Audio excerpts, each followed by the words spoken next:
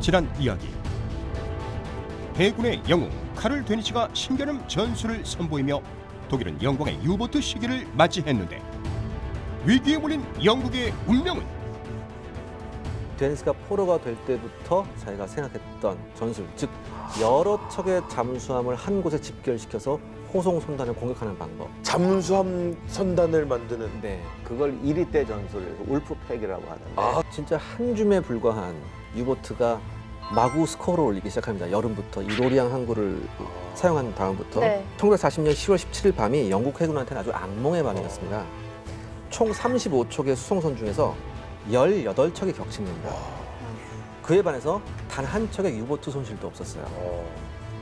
무려 이 7척의 유보트가 이틀간의 전투에서 30척의 호송 선단을 격침시킵니다. 실제로 바다에서 활동한 건 6척에서 8척. 우와, 이 두 손이 채 안 되는 거네요. 그러면 저 지금 영국 상선단을 잡으러 간 그게 전체 그냥 운용 병력이었네요? 그거 가지고 6개월 동안에 수백 척을 침몰시켜요. 그러니까 데니치 말이 맞는 거죠. 만약에 100척이 우글거렸어요, 실제로. 그렇죠.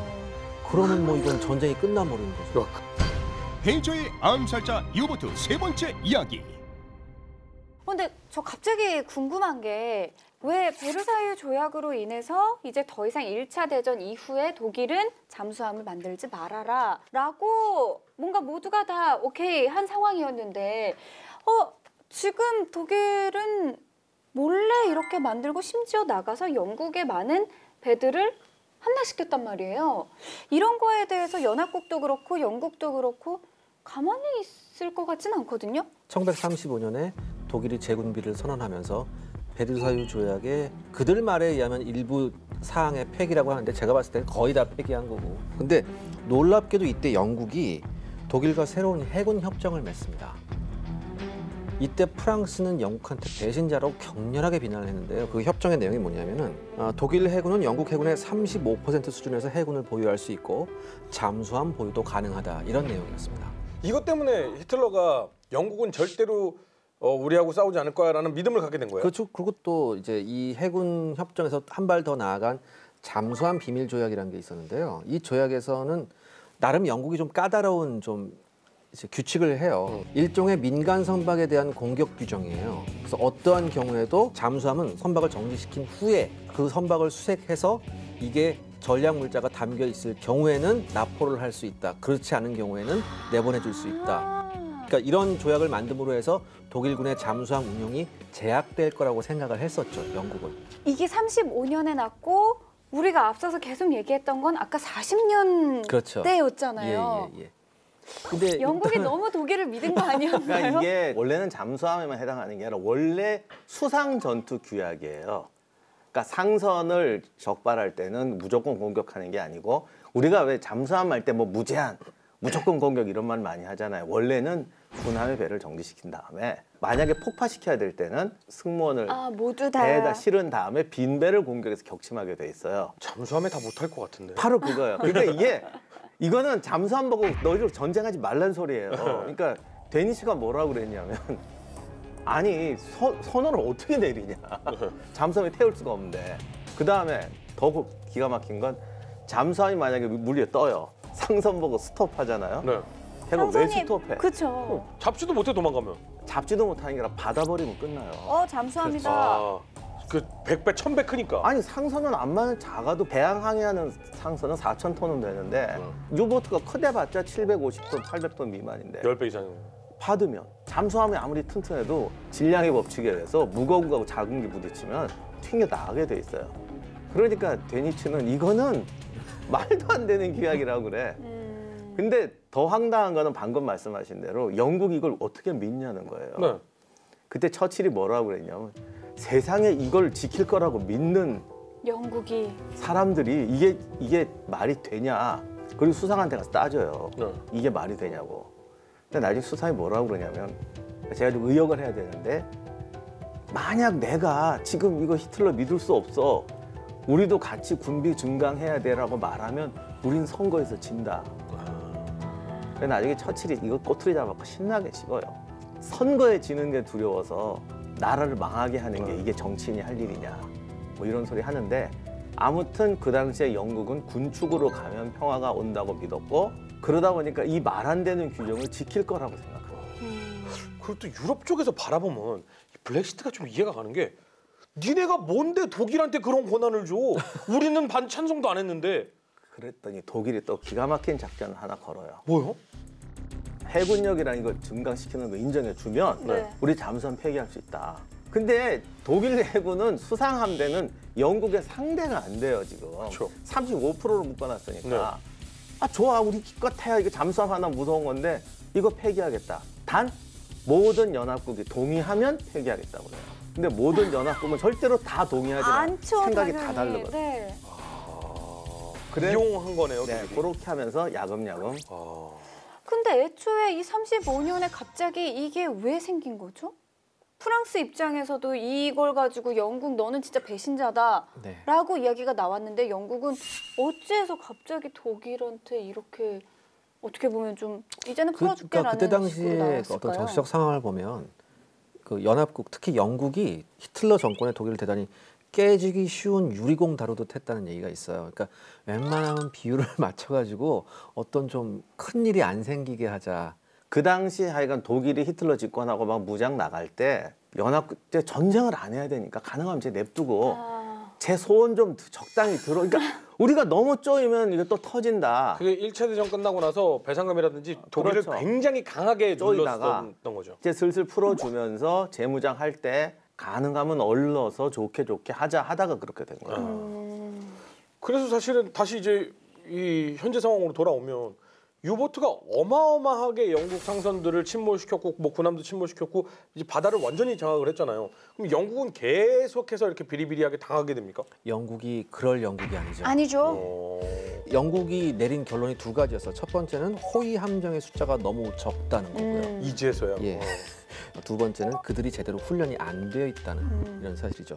이 두 번째 문제부터 이제 영국이 해결책을 찾기 시작하는데 이 문제를 해결하기 위해서 영국 해병 준장 길버트 스티븐슨이라는 제독이 이 프로젝트를 이제 진행하게 됩니다. 헤브리디즈 제도의 멀 섬에서 대잠 전수 훈련 학교가 세워져요. 그래서 여기 호위함에 탑승하는 모든 승무원들이 여기서 훈련을 받게 되는데 특히 가장 중요한 게 뭐냐면 소나의 복잡 미묘한 소리를 어떻게 캐치하냐 이게 참 중요한 거였거든요.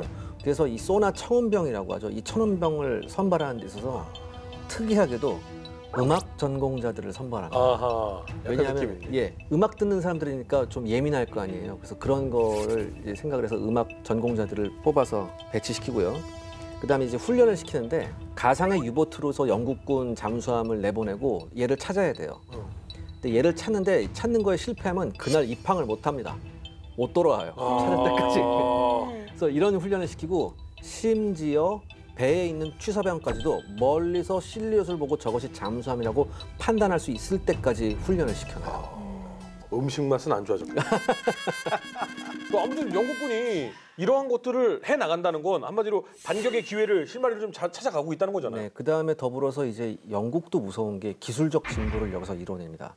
영국이 어떤 걸 개발하냐면은 독일군 감청병들이 감청할 수 없는 초단파 무선 통신을 개발해내요. 그러니까 그래서- 뭐 예를 들면 사람이 들을 수 없는 음파라든가 초단파. 뭐 이런. 이걸 탐지할 수가 없어요. 네네네. 그 당시 원서 보니까 뭐라고 써 있냐면 이게 일종의 이른바 스텔스 커뮤니케이션이라고 하더라고요. 이 사람들은.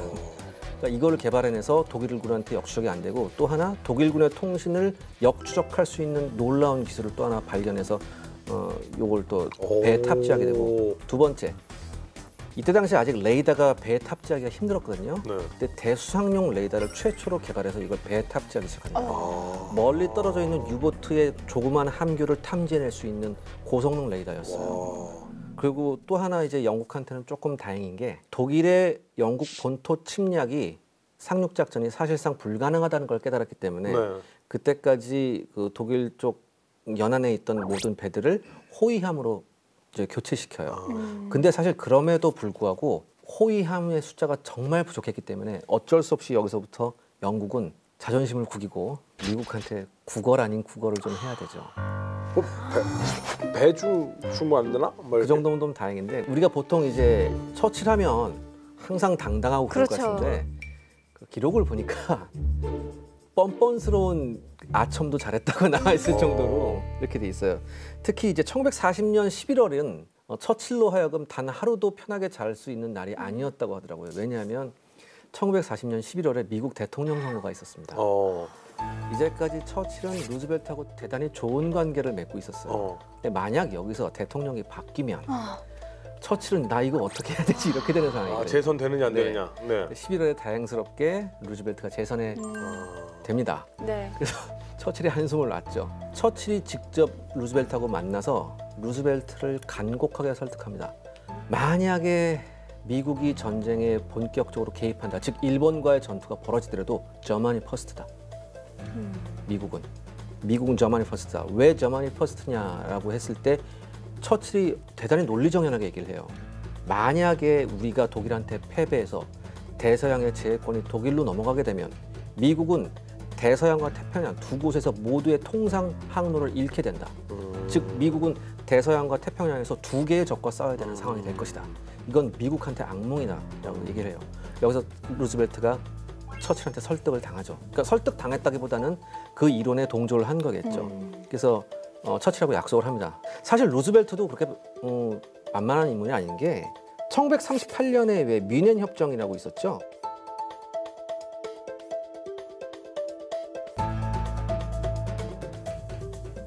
그 뮌헨 협정의 모습을 루즈벨트는 보고서 이거 전쟁이 우리한테도 영향을 미치겠다고 생각을 해서 그해 바로 1만 5천 대의 신형 항공기 생산을 명령을 합니다. 즉 군비를 확 증강해야겠다는. 이미 그러니까 미국도 어느 정도 예상을 하고 있었군요. 네, 맞습니다. 불똥 튀기만 해봐라고 이제 그렇죠. 노리고 있었던 거예요. 그런데 그때 이제 처칠이 와서 마침 그렇게 얘기하니 네. 그래 네 말이 옳다가 네. 됐겠군요. 그러니까 12월에 루즈벨트하고 회담을 하면서 처칠이 이런 말을 해요. 이미 우리는 200만 톤의 상선을 잃었다. 그렇기 때문에 우리는 추가로 300만 톤의 상선이 필요한데 너희가 좀 제공을 해줘야겠다라는 얘기를 해요. 구걸이 아닌데요? 200만 톤을 잃었으니 300만 톤을 다 오는 도대체 어떤 계산법이야? 아니 앞으로 또 침몰할 거니까. 앞으로 침몰할 거니까. 아니 근데 엄밀히 따지면 루즈벨트 입장에서는 그건 이사정이고. 그러니까 이제 끝까지 들어보셔야 돼요. 네. 그다음에 또 하나 처칠이 요구한 게 뭐냐면 이와 더불어 약 2,000기의 항공기까지 요구를 합니다. 이때 당시 영국은 달러 잔고가 바닥이었어요. 외환위기였군요. 예, 그렇죠. IMF네. 그다음에 이미 발주했거나 앞으로 요구하는 물량에 대한 대금 지불 능력이 없는 걸 미국이 알았습니다. 그럼 도와줄 이유가 없잖아요. 예. 그렇죠. 루즈벨트가 처칠의 얘기를 듣고 나서 뭐라고 하냐면 지금 요구하신 모든 물품 우리가 다 지급해드리겠습니다. 그러니까 처칠이 너무 고맙다고 해요. 너무 고맙다고 하는데 그러면서 마지막에 한마디 합니다. 뭐냐면 근데 저기 케이프타운에 영국 중앙은행의 마지막 금들이 거기 있다면서요? 이렇게 물어봐요. 그래서 그 마지막 남은 그것마저도 지금 저희 군함들이 그쪽으로 가고 있습니다. 도착하면 그 금 저희 군함에 좀 실어주시기 바랍니다. 왜냐하면 그쪽에 놔두면 좀 누가 좀 훔쳐갈 것 같아요. 저희가 잠깐 보관하고 있을게요라고 얘기를 해요. 그래서 그때 이 세상의 모든 금이 영국에 그렇죠. 있던 금이 미국으로 이제 마지막 영국 은행이 보유하고 있던 모든 금이 그 군함에 실려서 미국으로 갑니다. 그러니까 세상에 절대 공짜가 없는 게 여기서부터 루즈벨트가 본격적으로 딜을 걸기 시작하는데 미국에서 운영되고 있는 모든 영국 회사들을 헐값에 팔라고 합니다. 그래서 이게 헐값에 팔려요. 아니 근데 영국이 공산주의 국가도 아니고 그 기업들은 다 각자 민영 기업들이잖아요. 근데 본국에서 어떤 지원이 없기 때문에 미국에서 지금 상업 활동을 할 수밖에 없어요. 그리고 이거는 대부분이 무역 회사였기 때문에 네네. 그래서 헐값에 팔리고 나중에 전쟁이 끝난 다음에 이건 다시 비싼 값에 되팔아요. 영국에다가. 지분을 네. 싹 넘겼다가 예. 나중에 이거를 다시 예. 그다음에 영국령 버진 아일랜드라고 있죠. 영국령 이 버진 아일랜드를 자기 관할권으로 옮겨오면서 영국이 원했던 50척의 구축함을 줍니다. 근데 이 50척의 구축함은 1차 대전 때 쓰던 낡은 구축함이었어요. 근데 당시에도 미국도 구축함이 없었어요. 네. 그러니까 군비 확장을 하고 있었는데 네네. 아직 그 원하는 만큼 생산 궤도에 안 올랐죠. 근데 이게 여기서 중요한 게 우리 지난번에 미영 전쟁 할 때 네. 미국과 영국은 200년간의 동맹이다. 네. 또 이런 얘기를 들으면 저게 무슨 동맹이냐라고 네. 생각하실 분이 있을 것 같은데 착각이 동맹이라고 공짜는 없어요. 아유, 그럼요. 그렇죠. 근데 그렇죠. 많은 분들이 이상하게 동맹이면 거저줘야 되는 거 아니냐. 아니면 동맹이라는 건 평등한 관계 아니냐. 그거는 그 부분을 자꾸 착각하시더라고. 부모 자식 간에도 동거래는 확실히 해야 그렇죠. 되는데. 동맹이란 거래를 하는 사람이 동맹이에요. 그렇죠. 그다음에 이해관계가 같은 사람이 동맹이죠. 네. 동맹이니까 거래를 하는 거지. 그렇죠. 동맹이 아니면 거래를 안 하지. 그 동맹이니까 좋은 조건에 거래를 할 수 있는 네. 거고요. 당시 영국 언론에서는 뭐라고 그랬냐면은 이게 간쓸게 다 빼준 처칠 뭐 이런 혹평하는 기사도 실렸었어요, 사실. 근데 관술가 내줘야지 어떻게 할 거야? 심장이라도 그렇죠. 써야지. 맞아요. 구축함 50척 가져올 때 에피소드가 하나 있는데 네. 네. 배를 가져오려면 선원이 가야 되잖아요. 가야죠. 걔들이 이제 몰고 가야 네. 되잖아. 영국 선원들이 갔대요. 갔더니 설마 안 와? 그게 아니고 선원실에 딱 들어가니까 뭐 완전 우리 무슨 크리스마스 때 선물 주듯이 차곡차곡 다 쟁여져 있는 거예요. 냉장고엔 음식 가득, 뭐 찬장에는 생필품 가득, 담배, 뭐 담요, 새거. 영국 선원들이 걔들이 저기 땅 준 거 알게 뭐야.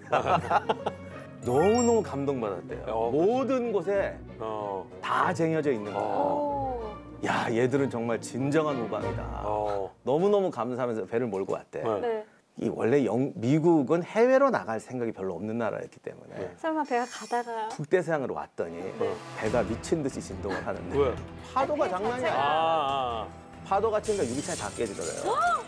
그런 대비가 안 돼 있는 예. 배구나. 그래서 침실이고 뭐고 바닷물 다 들이치고 그래서 선원들이 한 말이 이놈들이 먹을 거 줄 이유가 있었구나.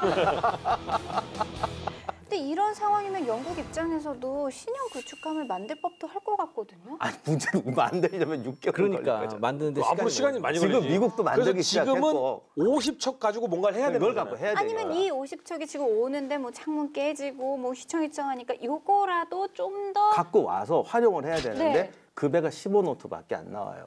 그럼 어떻게 이건 버려요? 아니 어떻게 버려요? 이거 써야지. 이거 어떻게 힘들게 가져왔는데요? 알토란 같은 거잖아. 그렇기 때문에 1941년 3월까지 영국이 어마어마한 피해를 봤고요. 특히 1941년 3월 같은 경우에는 한 달간 50만 톤, 41척의 배가 가라앉아요. 근데 이게 재밌는 게 1차 대전 시작할 때 해군성 장관이 처칠이었어요. 네. 2차 대전 시작하자마자 해군성 장관의 처치를 다시 앉혀요. 네. 그래서 이분은 양차 대전을 해군 장관으로 시작을 해요. 그래서 해군성 장관이 됐는데 무지하게 깔아앉으니까 난리가 난 거예요. 그래서 1940년 이제 말쯤에 처칠이 이거를 해결 못하면 우리 진다. 네. 그래가지고 대서양 전투위원회라는 걸 만들어요. 네. 근데 이제 그 위원회를 만들어서 장관, 군 장성, 민간 전문가 이렇게 세 팀을 불러요. 근데 방금 우리가 하지만 우린 위원회 그러면 생각나는 게 감투도 감투지만 이거 회의만 하다 끝나는 게 보통 위원회잖아요. 네. 탁상공론. 그렇죠. 근데 처칠이 위원장이 돼갖고 이걸 하는데 매주 한 번씩 열었대. 네. 딱 2시간 반이면 끝내야 돼. 네. 그리고 단 한 번도 결론을 뒤로 민 적이 없대. 무조건 안건을 결정을 내고 넘어가야 된다는 거예요. 근데 이게 쉽지가 않은 게 원래 민간인하고 장군하고 정치가가 만나면 절대 이게 얘기가 안 되거든. 통할 것 같아요. 근데 이걸 되게 만든 게 대단한 거예요. 전쟁할 때는 제일 중요한 게 내일 최선의 결정을 하는 것보다 오늘 최선의 결정을 하는 게 더 낫다는 말입니다. 단 한 번도 결론을 뒤로 넘긴 적이 없다. 네. 그래서 사실 구축함 사오고 뭐 어쩌고저쩌고 한 것들을 위원회에서 번개같이 해치운 거예요. 이거를 가장 칭찬한 사람이 데니치예요. 왜요? 영국은 저런 위원회 만들어서 국가적으로 할 수 있는 모든 것을 다 했다. 그러니까 객관적으로 바라봤을 때도 우리가 전투나 전쟁을 이길 것 같아서 칭찬한 게 아니라 아이고. 적이지만 저건 훌륭하다. 그렇죠. 우리를 봐라. 올리는 안건마다 기각된다. 유보트 좀 더 만들면 안 될까요? 안 돼. 비행기 줘요? 안 돼. 뭐 전술 안 돼. 이러고 싸웠는데 쟤네 봐라 저거. 딱 해서 국가가 총력적으로 지원해 주지 않느냐. 어떻게 보면은 괴린과 그 히틀러를 향한 발언인 거네요. 네. 뭐 어쨌든 뭐 누군 자기 변명이라고 그러는데 뭐 틀린 말은 아니죠. 그래서 이 대서양 위원회가 엄청난 효율을 보여요. 네. 그래서 영국이 전술 기지 만들고 사람 제대로 뽑고 그 훈련시킬 때 너무 인간 같지 않게 강훈련 시킨다고 불만이 어마어마했는데 나중에 그러더라고. 훈련할 때는 엄청 욕했지만 늘 하는 말이야. 전쟁터에 나가 살아남고 보니까 그 영감이 고맙더라. 그렇죠. 예. 결국은 승리를 가져다주고 내 목숨을 지켜주는 그렇죠. 이 상관이 좋은 상관이죠. 그래서 영국이 좀 새로운 전술로 이제 무장을 해요. 그 그래서 2차 대전에 2차전이 시작되는. 대서양 전투의 2라운드가 있어요. 그리고 드디어 기회가 영국군한테 옵니다. 영국군한테 반격의 기회가 오죠. 네. 그 반격. 네. 우리가 일단 자료를 보고 가야 될 것 같습니다. 또 해요? 이번 저희 특집이라고 해야 될까요? 유보트 관련한 이 전쟁사에서는 기자님의 활약이 어마무시합니다, 네. 여러분들. 아무래도 안 보고 갈 수 없겠죠? 무기고 먼저 만나고 오시죠.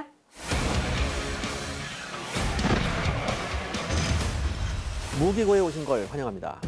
영국을 충격에 빠뜨린 유보트는 대서양을 장악하기 시작했습니다. 대서양은 이제 연합국에게 공포의 바다가 되었죠. 오늘은 유보트에서 쓰인 각종 무기들을 살펴보겠습니다. 먼저 어뢰입니다. G7A T1 어뢰는 전쟁 기간 내내 사용된 어뢰였습니다. 아토라는 애칭으로 불린 이 어뢰는 독일의 유보트 어뢰 표준인 지름 533mm, 길이 7.16m에 탄두 무게 280kg이었습니다. 자이로스코프에 의해 항로가 유지되며 무유도 직진 항주 방식의 어뢰였죠. 기계적 신뢰성이 매우 높아 유보트 승무원들로부터 많은 사랑을 받았습니다. G7A T1 어뢰는 다양한 속도와 사정거리를 가지고 있었는데요.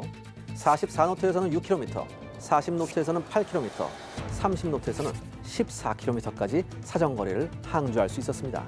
하지만 증기 추진 방식의 이 어뢰는 너무 시끄럽고 긴 수포 항적을 남긴다는 치명적인 단점을 지니고 있었습니다. 어뢰를 발사했을 때 항적이 적군에게 발각되면 잠수함 본래에 기습 공격이 들통난다는 단점 때문에 G7A 어뢰는 대부분 야간이나 중장거리 공격에서 사용되었죠.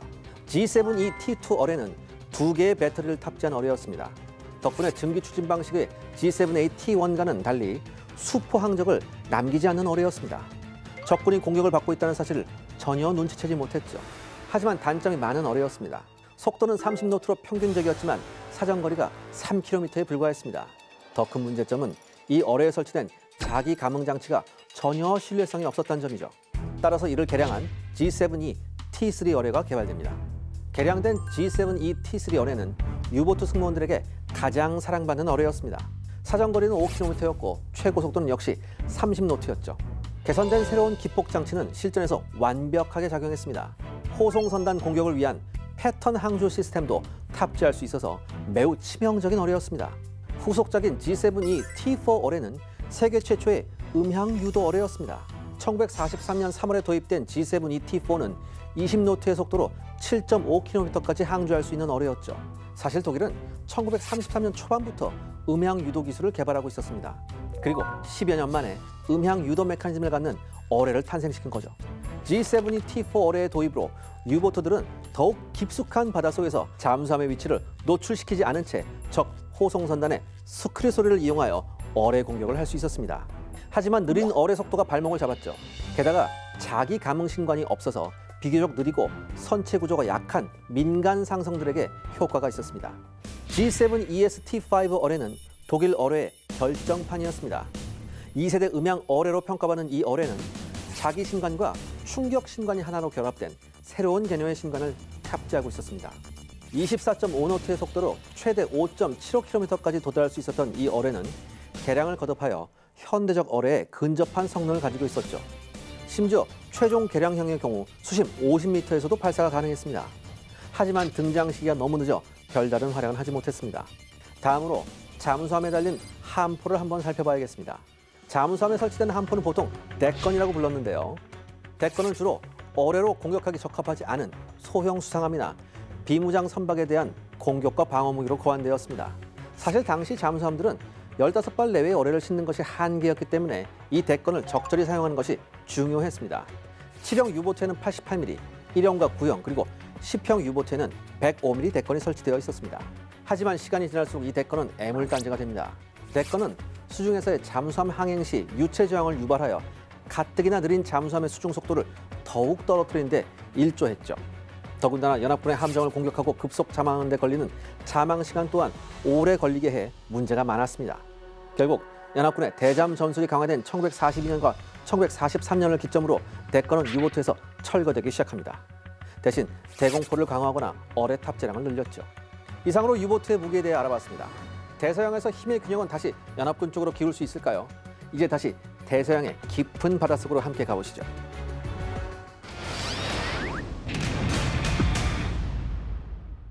지금 말씀하셨던 대로 대로 영국은 만발의 준비가 돼 있습니다. 전술적으로도 많이 발전을 시켰고요. 그리고 또 미국에서 뭐 구축함이지만 50척을 받은 상태입니다. 그리고 많은 연습을 하고 훈련을 했습니다. 그리고 무기고 만나기 전에 기자님께서 이제 반격을 할 기회가 왔다라고 표현을 했는데 이 말 뜻은 어떻게 보면 독일에게도 위기가 왔다라고도 해석할 수 있지 않을까요? 전쟁은 항상 기회와 위기의 연속이죠.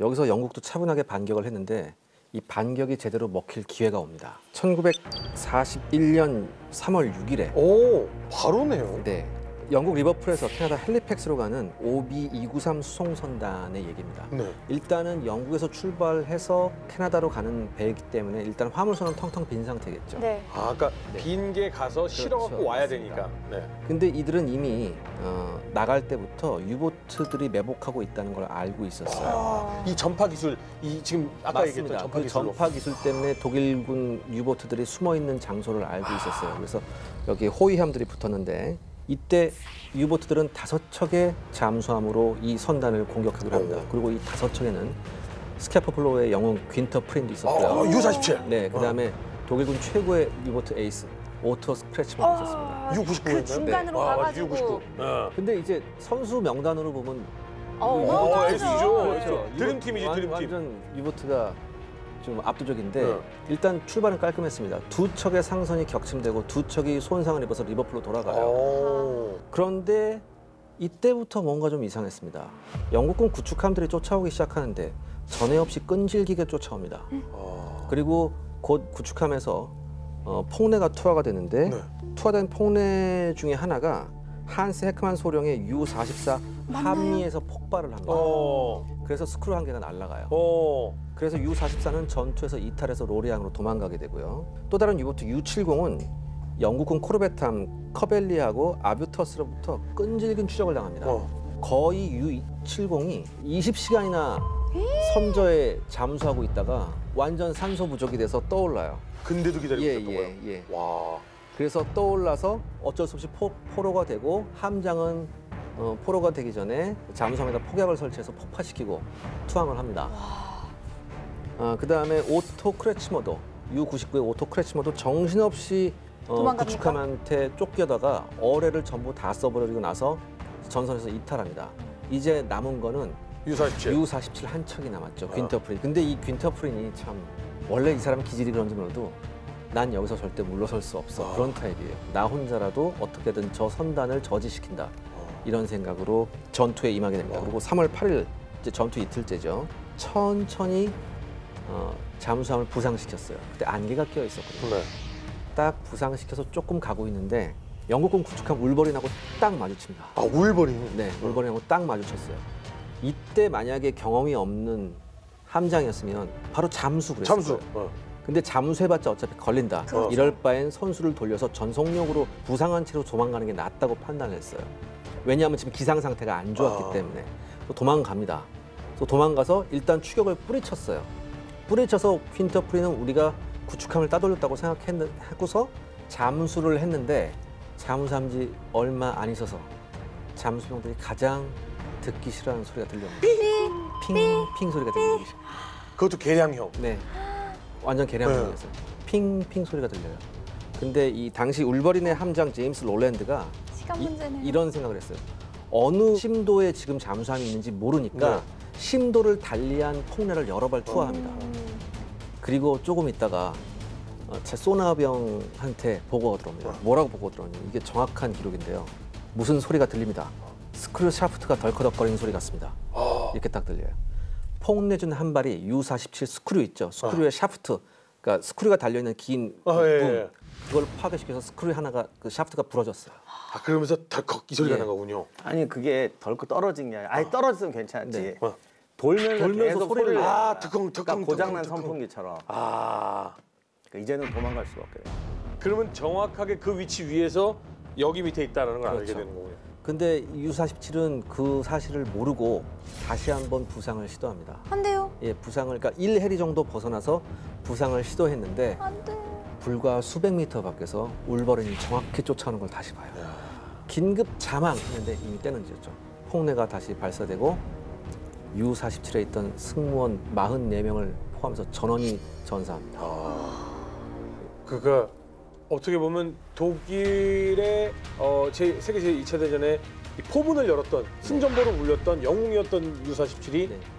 가라앉게 된 거예요. 그렇죠. 그러니까 아마 유보트 승무원들은 이렇게 느꼈을 거예요. 그 어느 때보다도 영국군이 끈질겼다. 그리고 그 어느 때보다도 에스딕이 우리를 정확히 찾아냈다. 이걸 아마 느꼈을 겁니다. 이게 얼마나 충격이었냐면 독일이 이거를 보도를 안 해요. 에이스가 죽었는데. 그렇죠, 그렇죠. 프린이 죽었다는 건 너무나 큰 충격이었기 때문에 입소문이 다 난 다음에 보도를 합니다. 그나마 하긴 하네요. 예전에 저희가 배웠던 전쟁에서는 끝까지 안 하고 끝까지 정신. 남의 나라에서 들었죠? 근데 이걸로 끝나는 게 아니지.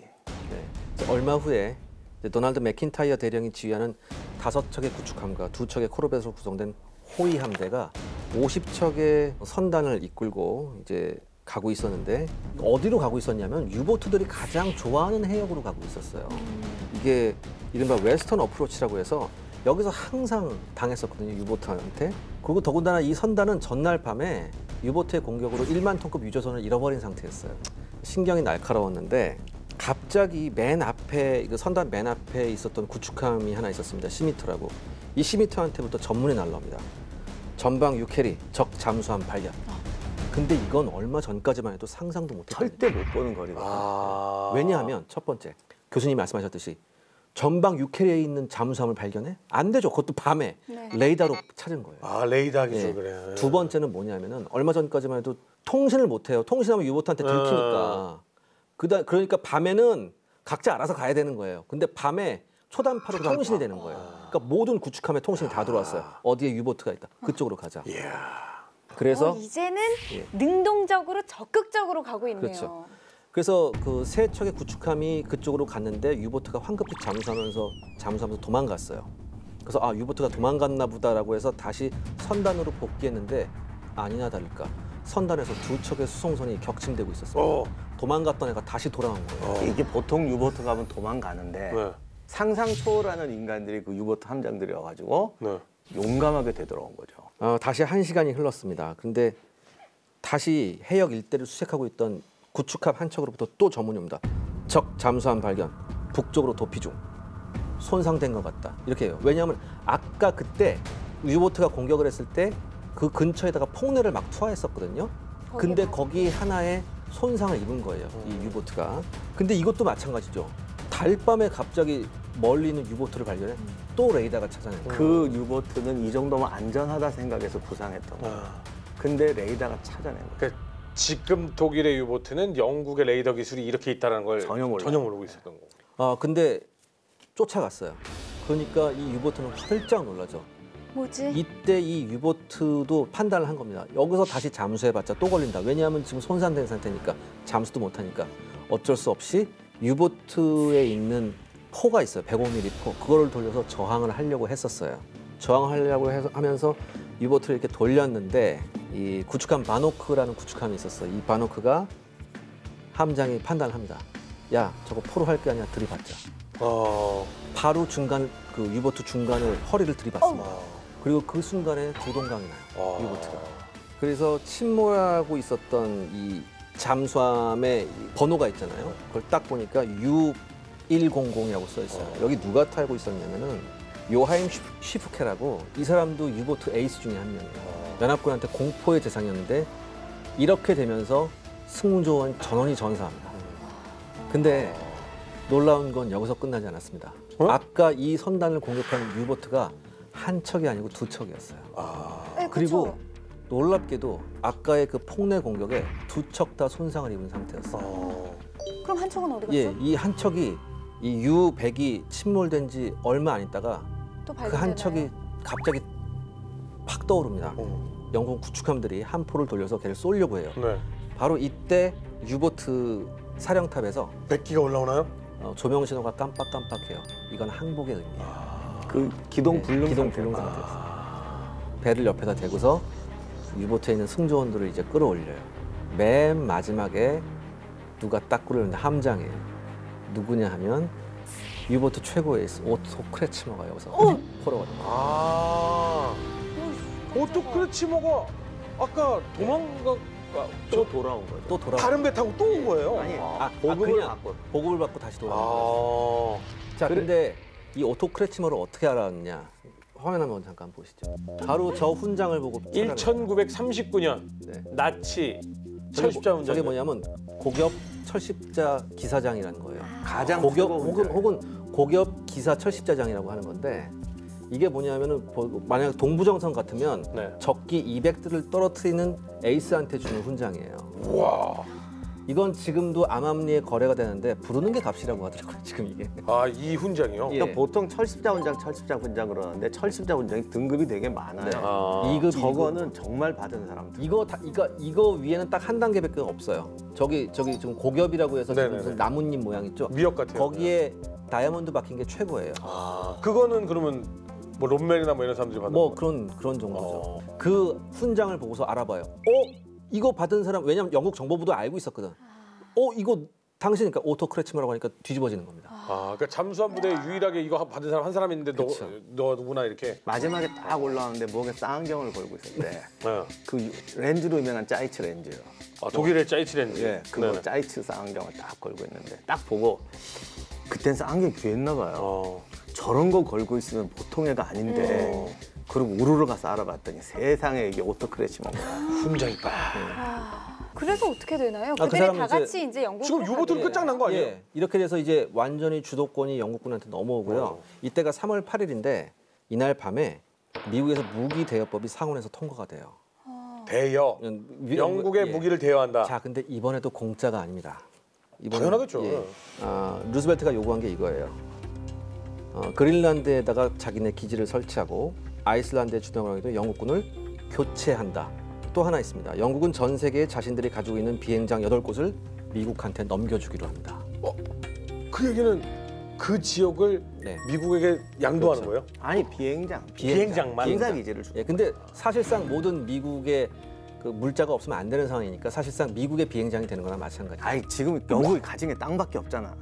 이제 금도 바닥나고 돈도 바닥나고 영국이 전 세계 3분의 1을 가지고 있어서 부동산 부럽다. 제왕이거든. 그럼 어떻게 팔아야지. 그다음에 또 하나가 마지막에 결정적인 게 남아 있습니다. 카리브해 연안하고 아프리카, 인도, 아시아 및 호주 등 영국 식민지 간의 특혜 무역 역시 미국의 요구로 해제됩니다.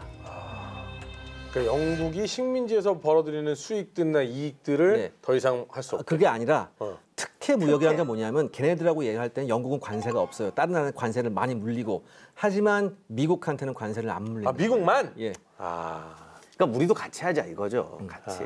이거는 어떻게 보면 영국이 가지고 있는 거 다 쏙쏙 먹겠다 90%를 이거죠. 지금 내준 상황이에요. 근데 뭐 만약에 반대 입장에서 영국도 똑같이 했을 거야. 그렇겠죠. 이 동네는 공짜가 없어. 네. 아무튼 이제 7월 초에 이제 파손된 영국 항공모함 일러스트리어스가 미국 항구에서 이제 수리를 받을 수 있게 됐고요. 그 다음에 영국 공군 조종사들은 미 육군 항공대에서 훈련을 받을 수 있었고 또 하나 영국 선단을 미국 해군이 아이슬란드까지 호위할 수 있게 됐습니다. 이렇게 되면서 이제 영국한테는 숨통이 트이는 계기가 될 수 있죠. 그리고 아무튼- 유보트 시대는 그냥 이걸로 끝이 났군요. 끝은 아니죠. 끝은 근데 아니에요. 아무튼 아, 유보트 끝났어요? 입장에서 보면 에이스 셋이 죽은 건 정말 충격이었죠. 네. 그렇죠. 당시 유보트 선원들은 쟤들은 아무도 못 잡아. 왜냐면 이때까지 거의 침몰되는 게 없고 네. 침몰되는 게 있었다고 해도 대부분 고장이나 뭐 하여간 아까 별일 다 있다고 그랬잖아요. 우리 보고서를 못 받아서 그렇지 대부분 고장이나 불운에 의해서 했을 거라고 침몰했을 거라고 생각했거든요. 근데 에이스 3명이 거의 동시에 전사했다는 건 이건 절대 우연이 아니죠. 네. 그래다가 또 하나 문제가 이때부터 호송 선단을 잡지를 못해요. 무선 탐지로 유보트가 오는 걸 아니까 네. 피해 다니는데 굉장히 중요한 게 하나 있는데 울프백 전술의 치명적인 단점이 하나 있어요. 뭐죠? 더 잘 잡히나요? 잠수함끼리는 사실 통신이 잘 안 돼요. 물이 올라왔을 때만 할 수 있으니까. 반드시 본부에서 정보를 받아서 본부에서 지령을 내려야 돼요. 그걸 영국이 어느 해역으로 가라. 아. 그래서 사실은 울프백 전술을 고안할 때부터 반대하는 애들은 이거는 중앙 통제를 해야 되기 때문에 무선이 감청되면 끝이다라고 했거든. 그 데니츠는 절대 무선이 감청 안 된다는 걸 믿고 시작한 거예요. 그때 당시엔 그랬죠. 네, 그래서 이제 암호하고 뭐 여러 가지 이니그마 하면서 뭐 있고. 했는데 아무튼 데니츠가 갑자기 이걸 하는데 영군이 이걸 듣고 선단이 피해 다니는 거예요. 네. 배가 발견을 해도 유보트가 쫓아가면서 불러 모으는 거거든. 계속 네. 쫓아다니면서 보고를 해야 되니까. 가다가 모였다 싶은데 획 딴 데로 가는 거야. 근데 데니스 의심을 했어요. 이거 혹시 무선 감청되는 거 아니냐. 그래서 일부러 미끼를 던져요. 어디 가서 막 자기들끼리 무전을 하는 거야. 그러면 이제 몰려올 거다. 안 와. 이거 아닌가. 그리고 또 함선을 호송선 안에 격침시켰더니 그걸 모르고 뒤쪽 애들이 막 오고 있어요. 2차 함선이 글러오는 거죠. 그거 모르는 거잖아. 근데 영국군이 정말 작전을 잘 쓴 거지. 그렇죠. 호송선단을 때로는 희생시키면서 이걸 안 들키게 한 거예요. 허허실실. 아니 이건 허허실실이 아니라 팔 하나 떼주는 거죠. 그렇죠. 이건 뼈를 살을 내주고 뼈를 모든 뜯는다. 호송선단이 다 피해 다니면 독일이 바본가 알지. 그러니까 어떤 거는 그대로 가서 죽게 하고 그건 좀 너무하지 않아요? 아니 전쟁인데 어떡해요? 아니 전쟁인데. 그리고 우리가 생각하는 거하고 수준이 다른 거예요. 지금 영국군이나 독일군이나 이런 사람들. 아니 그 상선에 있는 사람들은 무슨 죄야? 어쩔 수 없죠. 전쟁이 근데 희생이 없을 수 만약에 독일군이 이게 무선 감청한 걸 알아서 다른 전술을 쓰면 더 많이 죽어야 어떻게 돼요. 바뀌게 될지도 모르고요. 그러니까 전쟁이라는 게 이래서 잔인한 거지. 가끔 이런 말을 하면 무슨 전쟁 범죄를 옹호합니까 그러시는데 지금 범죄를 옹호하는 게 아니라 이런 현실에서는 이런 판단밖에 할 수 없는 게 전쟁이라는 거예요. 아무튼 그래서 끝내 여러 가지 테스트를 했는데 영국이 안 걸려들었거든 그 함정에. 그러면서 이제 유보트의 희생은 커져가는 거죠. 그래서 후반부에는 유보트가 이제 막 죽기 시작하는 죠. 저기 영국의 피해는 줄어들고. 그래서 처칠은 1회전은 1라운드는 무승부로 끝났다라고 말합니다. 그러니까 아무튼 이런 거에 대한 판단을 했던 독일 외무부가 히틀러한테 강력하게 진언한다. 1942년이 오기 전에 영국을 경멸시켜야 된다. 그렇기 때문에 모든 역량을 여기 집중해야 된다고 했는데 히틀러는 당시에 소련 침공에 너무 몰두한 나머지 이걸 전부 다 무시해버려요. 그리고 아주 커다란 대가를 치르게 되는 거예요, 나중에. 그러니까 이 유보트가 우리가 생각하기에 그냥 뭐 독일의 잠수함들이 정말 많은 활약을 했구나 이렇게만 생각하면 안 됩니다. 근데 설상가상으로 미국이 그해 9월에 미국의 상선을 공격하는 모든 주축국 선박에 대한 납포권을 이제 재량껏 사용해도 좋다는 지시를 내려요. 그래서 사실상 1941년 9월부터 독일과 미국은 전쟁 상태에 들어간 거예요. 실제로 두 척의 미국 구축함이 독일군 어뢰에 맞아서 격침되는데 히틀러가 처음에 명령을 내려요. 미국 구축함은 격침하지 말아라. 어떻게 구별할 건데? 구별이 안 되잖아요. 그러니까 보니까 쏘았는데 가라앉고 보니까 미국이에요. 서로 참고 있는 거, 서로 선전포고는 안 하고 있는데 참고 있는데 터졌군요. 진주만 공격이 12월 7일 날 시작되면서 이제는 어쩔 수 없이 서로가 선전포고를 했고 드디어 이제 정식으로 미국하고 독일이 대서양에서 이제 맞붙게 됩니다. 다음 이야기. 최첨단 기술의 무기 총동원, 빈틈없는 전술로 무장한 독일과 미국, 이전과는 차원이 다른 빅매치가 시작된다. 제2차 세계대전 대서양 전투. 유보트 전쟁은 특징이 6개월 단위로 엎치락뒤치락 해요. 전술들을 바꾸니까. 격침이 막 되다가 갑자기 다시. 유보트가 막 물먹다가 유보트를 공격하는 전술도 대단히 교활해집니다. 특히 영국군이 이때부터는 항공기를 대량으로 사용하기 시작해요. 하늘에 비행기가 뜨면 무조건 작전 포기하고 자망을 해야 돼요. 맥킨타이어의 승리 이후로 유보트의 고난의 시기가 와요. 네. 그래서 히틀러가 지중해로 유보트를 파견해라 이래 되는 거예요. 왜요? 그러니까 왜냐하면 이 지중해에는 강력한 영국의 지중해 함대가 있었거든요. 그 지브롤터 해협이 유보트와 영국 해군의 최대 격전지가 되죠.